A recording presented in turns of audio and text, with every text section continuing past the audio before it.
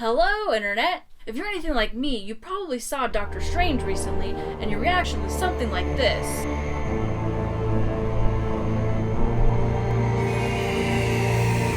That's the face that I make when I experience pure joy. Well, for me, Doctor Strange immediately ranked to second for me amongst my favorite Marvel movies, only behind Guardians of the Galaxy. If I didn't read comics and I based all of my superhero knowledge just on movies, Doctor Strange would easily be my favorite superhero. And if you're like me, you probably came out of the movie wanting to absorb as much knowledge about Doctor Strange as you possibly could. I know that so many superheroes have so many books, it's like, where do I start? Do I have to start from their origin story? Is there a good team up? Is this Defenders a good place? I heard that he started there. He was part of the Illuminati. My gosh, that guy has been on so many teams. Well, like you, I'm new to Doctor Strange as well, so I didn't really know exactly where to start either, so I just decided to go off of what people had told me was a really good story. And that story is The Oath, written by Brian K. Vaughan, who you may have heard of because he wrote that little story called Saga that everybody loves right now, which, by the way, you should really go read. So let's go through the Doctor Strange newbie experience together. I'm going to tell you a little bit about this story, what I thought of it, and some of the highlights of this book. In a nutshell, this story is about friendship, and that's what I really liked about it. If you saw the movie, you saw a little hint of the relationship between Doctor Strange and Wong, and what I gather from this book is that it is a very vital relationship to Doctor Strange. The driving force behind this story is when Doctor Strange finds out that Wong has been diagnosed with a very rare and deadly brain tumor. Doctor Strange is determined to heal his friend, not only because he's such a close friend, but because he swore an oath to heal and protect his patients. So he travels to another dimension and fights this really big, scary, demon-y guy to get an elixir, and there's more to the elixir than we know. And that's as much of the story itself that I want to give you because I don't want to spoil any of the cool stuff, where the elixir goes and what we find out about it. But I will tell you that there are a lot of pieces that just work really, really well together. There's a very good balance of humor in this book. Doctor Strange is very charming. I have a little bit of a confession to make. I have had a thing for Reed Richards for some time, but this book got him replaced. Doctor Strange is the new love of my life. The story opens up with Doctor Strange being rushed into Night Nurse's hospice, and she immediately begins surgery. Now remember, Night Nurse is a doctor, not an actual nurse, and that is why Rachel McAdams' character is actually based on Night Nurse in the movie. So she operates and saves him, and then he immediately goes off to save Wong.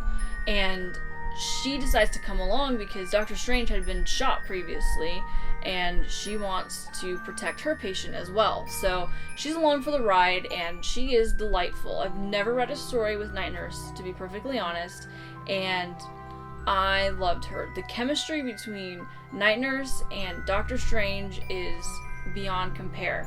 I actually have said that in the movie, their romance is my favorite romantic relationship in the Marvel Cinematic Universe that I've seen so far. It's just a very real, relatable relationship. Benedict Cumberbatch fans are going to squeal reading this book because she repeatedly refers to him as Sherlock, and it's great because this book was written long before people ever knew that Benedict Cumberbatch was going to be Doctor Strange. So it feels meta, but it's not.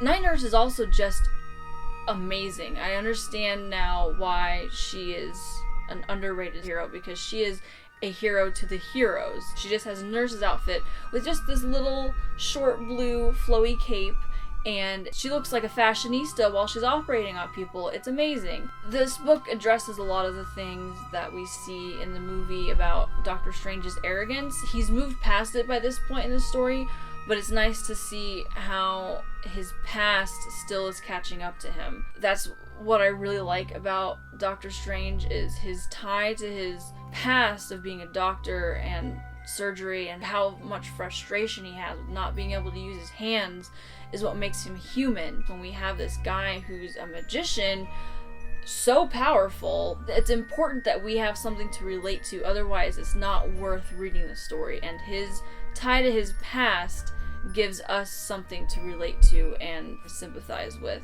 I don't have any official rating system for reviews or anything, so I'm just gonna make one up right now, and I'm gonna give it 5 out of 5 I have avocados.